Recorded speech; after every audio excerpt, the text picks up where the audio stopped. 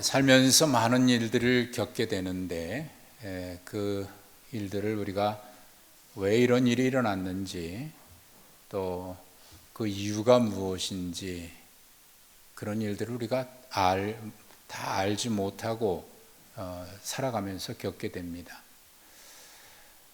왜 이런 일이 생겼을까? 또 그 이유가 무엇일까? 우리가 나름대로 찾아보려고 애를 쓰지만 우리가 그 이유를 다 알지 못합니다. 전문가들을 통해서 들어봐도 나름 이런저런 이야기를 하고 있습니다마는 왠지 모르게 마음 후련하게 속 시원하게 이것이구나 라고 하는 해결책을 찾아내기가 쉽지 않습니다. 그렇다고 해서 각자 다 나름대로 판단하고 평가를 해봅니다마는 그래도 역시 우리 마음에는 속 시원한 게 없습니다. 사람들은 어차피 전문가들의 이야기를 듣거나 누구의 이야기를 들어도 자기가 생각하는 기준에 맞춰서 듣고 싶은 말을 듣고 또 하고 싶은 말을 하는 것 같습니다. 이것을 우리는 고집이라고 얘기할 수도 있는데 이게 잘 깨어지질 않습니다. 틀린 건 줄 알면서도 그것이 맞지 않다고 하는 것을 다 인정은 하면서도 자기 고집과 고정관념을 잘 내려놓지 않으려고 합니다. 바울 사도는 그래서 이것을 뭐라고 표현하냐면 견고한 진이다. 견고한 요새와 같다는 거예요. 우리 마음에 생각에 견고해진 요새처럼 그것이 잘 깨지지도 않고 무너지지도 않는다는 겁니다. 사람의 생각이 그렇게 쉽게 바뀌지를 않아요. 틀린 줄 알면서도 바꾸질 않고요. 잘못된 줄 알면서도 이상하게 잘 내려놓지를 않습니다. 바울 사도도 그것을 경험했기 때문에 그것을 견고한 진이라고 얘기하면서 이것은 내 능력이나 내 생각이나 내 결심으로도 잘 무너지지 않는 하나님의 능력으로만 깨질 수밖에 없는 그런 것이다 라고 그렇게 표현을 했습니다. 그 싸움이 굉장히 힘들다는 얘기입니다. 그런데 문제는 하나님의 뜻을 따라 우리가 바꾸려고 해도 신앙생활하는 우리는 그 하나님의 뜻이 무엇인지 알지 못하는 답답함이 또 있습니다. 최근에 읽은 책 가운데 미국 콜로라도에 있는 기독교 대학교 교수인 레리 크랩 상담학 교수로 유명합니다만은 이분이 쓴 책 우리나라 번역으로는 하나님을 신뢰한다는 것 이렇게 번역이 됐습니다만은 본래 제목은 하나님이 하시는 방법이 이해되지 않을 때 그런 제목의 책입니다. 그 책에서 이 레리 크랩이 얘기를 하는 것은 그리스도인들이 살면서 하나님의 뜻과 하나님의 방법을 이해하지 못할 때 세 가지 일에 부딪히게 된다는 거예요. 그 중에 하나를 사람들은 선택하게 되는데 첫 번째로 예로 든 것이 이겁니다. 여러분들 이 세 가지 예를 들어보시면서 여러분들은 어떤 케이스에 해당하는지 한번 생각해 보시기 바랍니다. 첫 번째는 요나와 같은 경우입니다. 하나님의 뜻을 받았고 하나님께서 지시한 말씀을 받았음에도 불구하고 요나는 그것을 부인했습니다. 그리고 자기 생각에 좋다고 생각되는 것으로 도망가 버렸습니다. 이 요나의 스타일은 뭐냐면 하나님을 거부하고 달아나는 거예요. 도망가는 거예요. 하나님의 말씀을 받았을 때. 두 번째 케이스가 바울 되기 이전의 사울입니다. 사울은 하나님의 말씀을 자기 나름대로 생각을 했습니다. 그래서 자기가 원하는 하나님, 또 자기가 원하는 말씀과 다를 경우에 내가 생각할 때 옳다고 생각되는 그리고 순종하기에 쉽다고 생각하는 것으로 바꿔버립니다. 하나님의 말씀을 부정하고 내 생각의 기준에 맞는 것으로 바꿔버렸습니다. 그게 사울의 케이스였습니다. 세 번째로 예를 든 케이스가 하박국 선지자의 케이스입니다. 그분도 하나님의 뜻이 무엇인지 모르기는 마찬가지입니다. 이해할 수 없고 받아들일 수 없는 일이었습니다. 그럼에도 불구하고 내 생각이나 내 판단보다 하나님은 언제나 옳고, 그리고 하나님의 하시는 일은 선한 일이라고 하는 것을 신뢰했기 때문에 비록 내가 받아들일 수 없고 이해할 수는 없어도 하나님을 신뢰하고 그 길을 걸어갔습니다. 성경에는 이런 많은 사람들의 이야기가 기록되어 있는데, 예레미야 선지자 같은 경우도 역시 마찬가지입니다. 그가 하나님의 말씀을 받았을 때, 이스라엘의 심판에 대한 말씀을 받았을 때 이해할 수 없고 받아들일 수 없었습니다. 그것 때문에 많이 울기도 하고 몸부림쳤습니다. 그럼에도 불구하고 그 몸부림 가운데 그는 하나님의 뜻을 깨닫고 예레미야 3장 33절에서 이렇게 고백을 했습니다. 주께서 인생으로 고생하게 하시며 근심하게 하심은 본심이 아니로다. 하나님의 본심은 우리가 고생하고 좀 근심해야 네가 정신을 차리겠지, 그게 하나님의 본심이 아니라는 겁니다. 자, 이 세 가지 케이스 말씀을 드렸는데 여러분은 어떤 경우에 해당될 것 같습니까? 우리의 신앙을 한번 점검해 볼 필요가 있겠습니다. 40년 동안 이스라엘 백성들이 애굽에서 노예 생활을 했죠. 얼마나 거기서 자유를 갈구했을까요? 드디어 하나님께서 애굽의 10가지 재앙을 내리시고 이스라엘 백성들을 애굽에서 건져내셨습니다. 애굽에 빠져나와서 이제 드디어 약속의 땅을 향해서 간다 그랬을 때 그들의 마음은 어땠을 것 같아요? 얼마나 기뻤을 것이며 얼마나 희망과 기대가 컸을까요? 그런데 그렇게 애굽을 나왔던 그들의 발걸음은 잠시 후에 광야에서 어려움을 겪게 되니까 그 기쁨은 금방 사라져 버립니다. 그리고 하나님을 향해서 원망을 쏟아냅니다. 그들은 이런 질문을 계속했을 겁니다. 왜 하나님 우리에게 이런 고난의 길을 허락하십니까? 라는 질문을 계속했을 겁니다. 우리는 그 이유를 분명히 알고 있습니다. 그들의 반역과 건역 때문에, 불순종 때문이라는 것을 알고 있습니다. 그리고 이스라엘 백성들도 그것을 알고 있어요. 가데스 바네아에서 하나님의 말씀을 불순종했고 거역했다라고 하는 것 자기들도 알고 있습니다. 그럼에도 불구하고 광야의 그 고난의 길이 길어지면 길어질수록 자기들의 잘못은 잊어버립니다. 그리고 모든 원인의 책임을 하나님께 돌리면서 원망과 불평을 합니다. 참 이상한 것은 우리는 일이 잘 될 때는 다 내가 잘했다라는 생각을 합니다. 그런데 뭔가 문제가 생기고 일이 꼬이고 어려움이 닥쳐오기 시작하면 그 원인과 모든 책임을 어떤 대상을 정해서 그에게 다 돌려버리기 시작하는데 가장 편하고 가장 좋은 대상이 누구냐면 하나님이에요. 평소에는 하나님을 생각지도 않습니다. 하나님을 믿지도 않습니다. 그럼에도 불구하고 문제가 생기면 하나님 때문이라고 이렇게 원망 불평해요. 그 대상이 가장 쉬운 대상이 하나님이에요. 하나님 왜 이래? 하나님 계시다며 왜 이렇습니까?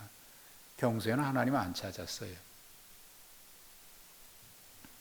그런 이스라엘 백성들도 역시 그랬는데, 그런 이스라엘 백성들에게 모세가 하신 말씀이 2절에 기록되어 있습니다. 네 하나님께서 이 40년 동안에 내게 광야길을 걷게 하신 것을 기억하라. 40년 동안 광야길을 걸은 것은 무엇을 기억하라는 얘기일까요? 세번역 성경을 보면 그 뜻이 분명해졌습니다.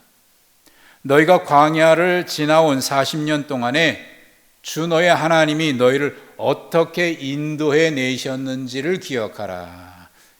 40년 동안 기억해야 될 것은 하나님이 너희를 어떻게 여기까지 인도해 내셨는지 그거를 기억하라는 말이었습니다.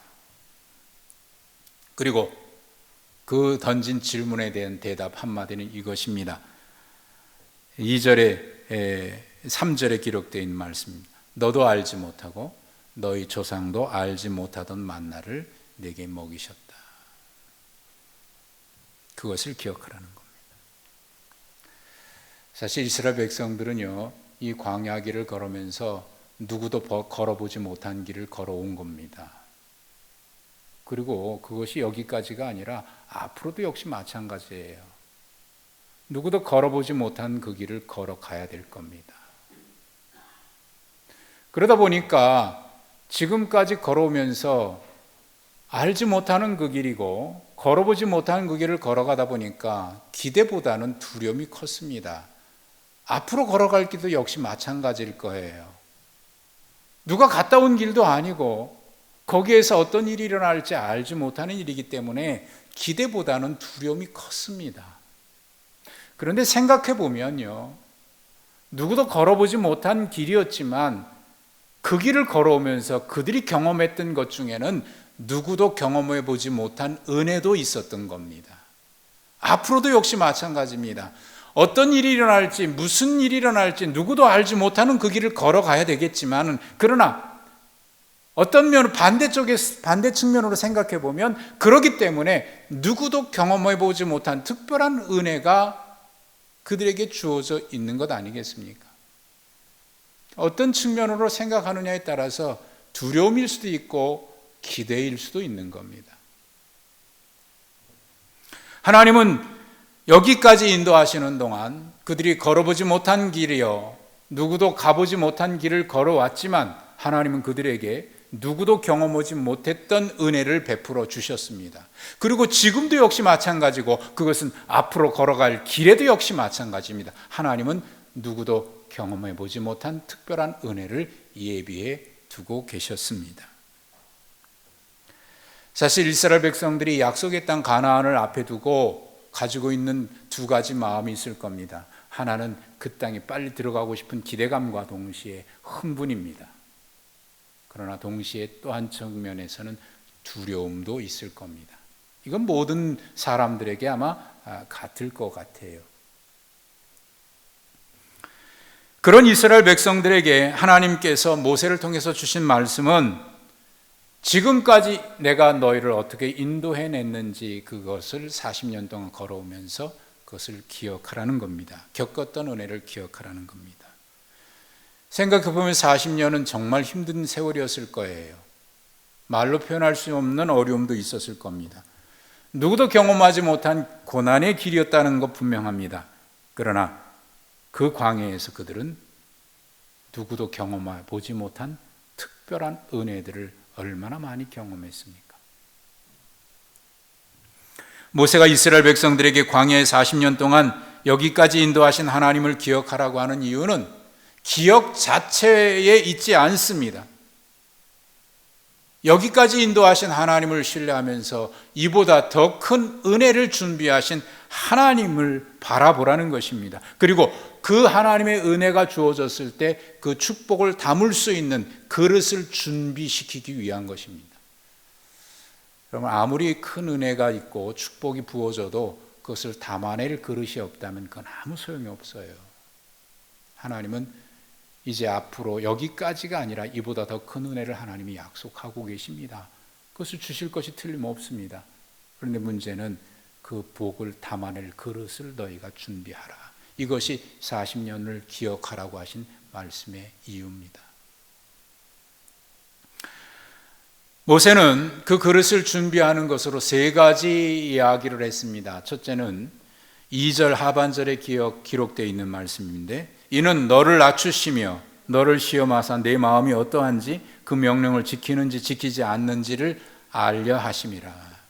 하나님이 이제 더 큰 은혜를 주실 것이 틀림없는데, 지금까지 경험했던 것처럼 그것보다 더 큰 은혜를 주실 것이 틀림없는데, 문제는 그들이 마음이 어떠한지 하나님은 그것을 알기를 원하신다는 겁니다. 정말 받을 만한 그릇이 됐는가? 두 번째는 3절 하반절에 있습니다. 사람이 떡으로만 사는 것이 아니라 하나님의 입에서 나오는 모든 말씀으로 사는 것임을 너희로 알게 하려 하심이라. 그리고 세 번째 말씀은 5절에 기록되어 있습니다. 5절과 6절. 너는 사람이 그 아들을 징계함같이 네 하나님 여호와께서 너를 징계하시는 줄 마음에 생각하고 네 하나님 여호와의 명령을 지켜 그의 길을 따라가며 그를 경외할지어다. 이 세 가지가 하나님께서 40년 동안 이스라엘 백성들을 여기까지 어떻게 인도해 내셨는지 그것을 기억하라고 말씀하시는 이유입니다. 저는 이 말씀, 하나님께서 모세를 통해 주신 말씀, 하나님께서 40년 동안 너희를 어떻게 인도해 주셨는지 기억하라고 하는 이 말씀을 읽으면서 제 마음에 이런 말씀으로 들려왔습니다. 여러분의 마음에는 어떻게 들리시는지, 제가 이 말씀을 읽으면서 하나님께서 제 마음에 이렇게 말씀하시는 것으로 들었는데, 그것은 이겁니다. 너희가 코로나19로 인해서 어려움을 많이 겪고 있지만, 그러나 그 기간을 보내면서 주 너희 하나님이 너희를 어떻게 인도하고 계시는지 그것을 기억하라. 그 말씀으로 저에게 다가왔습니다. 사실 이 코로나가 시작된 지가 정확하게 말하면 작년 12월부터 중국에서 시작이 됐으니까 이게 4개월이 넘었습니다. 본격적으로 우리나라에 어려움이 닥친 것은 2월부터 시작이 됐으니까 3개월 동안 이런 어려움을 겪고 있지 않습니까? 이 일이 처음에 시작될 때 우리는 이런 생각을 했습니다. 이게 얼마나 가겠어? 금방 끝나겠지. 뭐 이런 생각을 했습니다. 그러나 이것이 좀 더 길어지니까 질문이 바뀌었습니다. 언제쯤 끝날까? 이런 질문을 했습니다. 그리고 지금은 이런 질문으로 바뀌었습니다. 이 코로나 사태가 지나간 뒤에 세상은 어떻게 달라질까? 사회는 어떻게 달라지며 우리가 살아가는 삶의 현장은 어떻게 달라질까? 그런 질문을 우리는 끊임없이 하고 있습니다. 지금도 이 질문은 진행 중입니다. 나름대로 이런저런 해결책들, 이런 전망들을 내려놓습니다. 분명한 것은 많은 변화가 있을 거라고 하는 견해가 우세합니다. 이런 예측을 하면서 사람들의 마음속에 이런 두려움이 있는 것 같습니다. 이전의 생활로 돌아갈 수 없을 것 같다라고 하는 두려움을 갖고 있는 것 같습니다.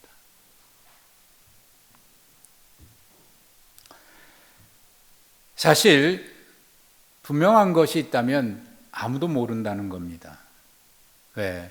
지금까지 걸어보지 못한 길이었기 때문에 어떻게 될 거라고 단언적으로 얘기하기 어렵다는 겁니다. 지금까지도 그랬고 앞으로도 그럴 것입니다. 누구도 걸어본 길이 아니기 때문에 그렇습니다.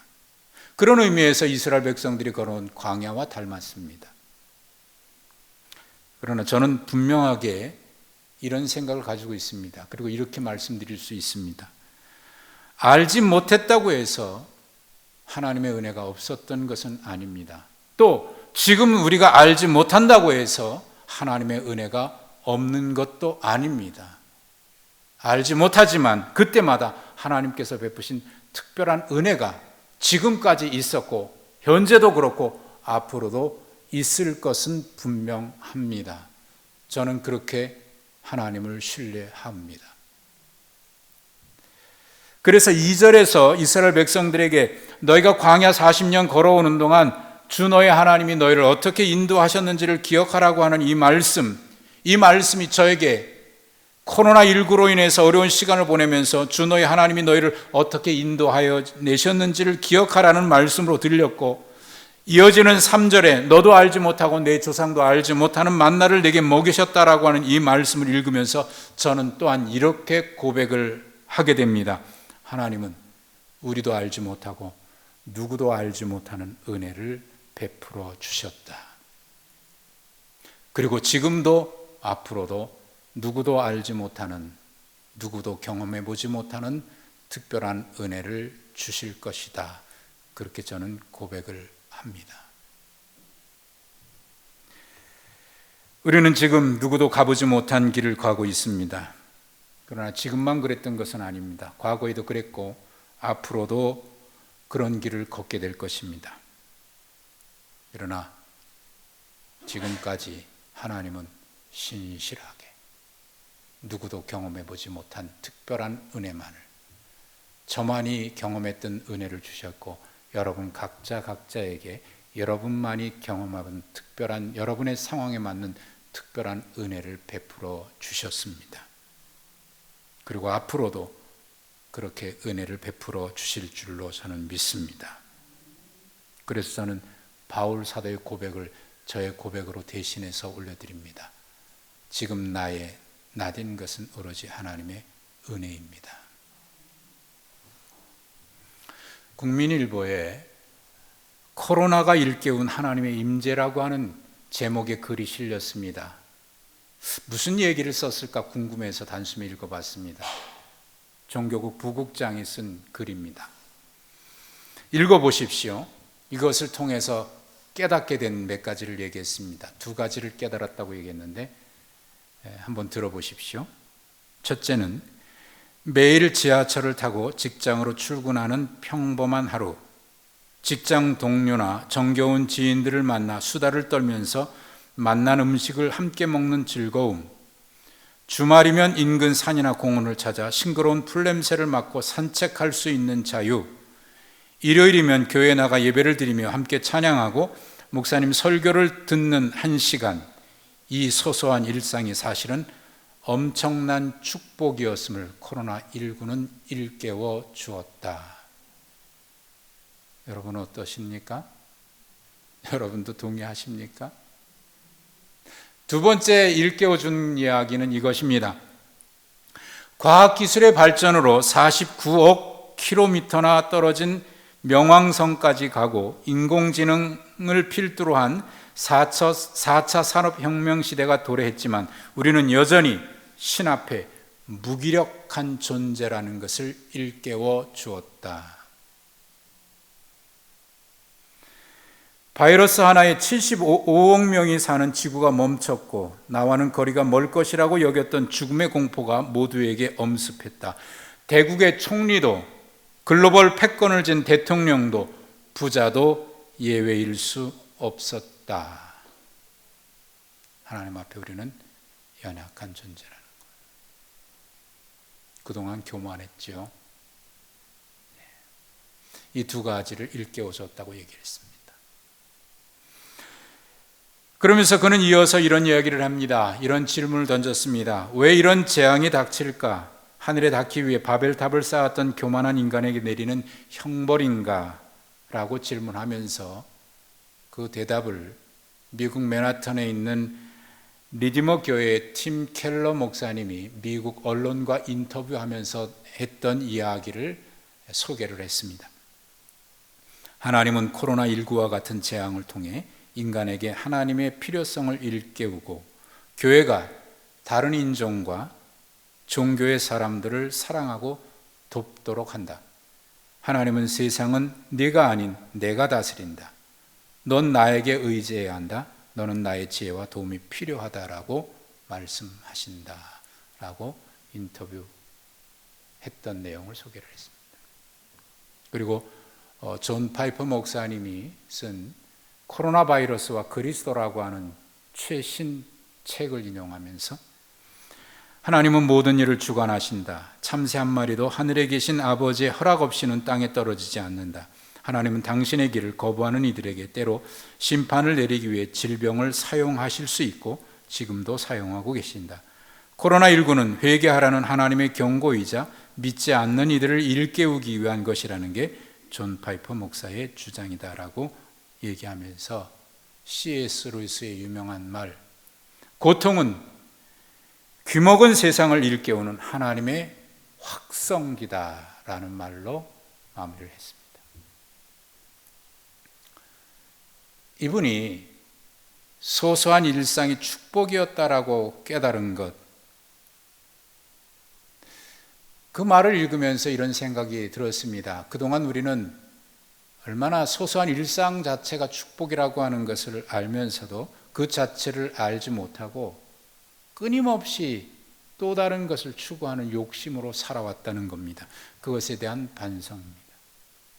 축복을 축복이라 인정하지 않고 여전히 뭔가 더 가져야 될 것 같은 욕심으로 살아온 것에 대한 반성입니다. 그러나 이 글을 읽으면서 또 제 마음에 드는 생각은 이것입니다. 그것이 소소한 일상이 축복이었다라고 하는 것을 깨달았지만 동시에 이면에는 그런 일상으로 돌아갈 수 없을지도 모른다고 하는 두려움도 우리 마음에는 있는 것 같다는 생각을 했습니다. 결론은 이것입니다. 그리스도인은 이 사태를 어떤 사태이든지 간에 그것을 통해서 하나님이 우리에게 주시는 하나님의 경고의 말씀을 들어야 한다는 것이 이분의 결론입니다. 우리는 신앙생활을 하는 사람들입니다. 신앙생활이 뭘까요? 신앙생활은 지금까지 하나님께서 베풀어 주신 은혜, 인도하시고 이끌어 주신 그 은혜를 기억하면서 동시에 현재와 미래 우리가 알 수 없는 일이긴 하지만 그 일에도 여전히 하나님을 신뢰하기 때문에 기대하면서 살아가는 것입니다. 제가 믿음은 하나님의 은혜를 회상하는 능력이라고 종종 말씀드렸던 이유도 바로 그런 것입니다. 하나님께서 여기까지 우리를 인도해 주셨습니다. 그것은 틀림없습니다. 그 은혜를 기억하니까 현재 일이나 불확실한 미래의 일도 여전히 그 하나님을 신뢰하기 때문에 매일매일이 우리는 기대하면서 살아갈 수 있는 겁니다.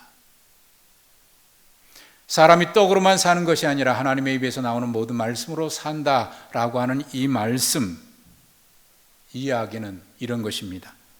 하나님으로 인한 배고픔이 인간에게는 있습니다. 그 하나님으로 인한 배고픔을 우리는 다른 것으로 채우려고 끊임없이 추구해야 됩니다. 이것을 다른 말로 우리는 욕심이라고 얘기할 수 있습니다. 그런데 그 욕심은 채워져도 하나님만으로만 채워질 수 있는 하나님을 향한 배고픔은 어떤 욕심을 만족해도 채워질 수 없다는 겁니다.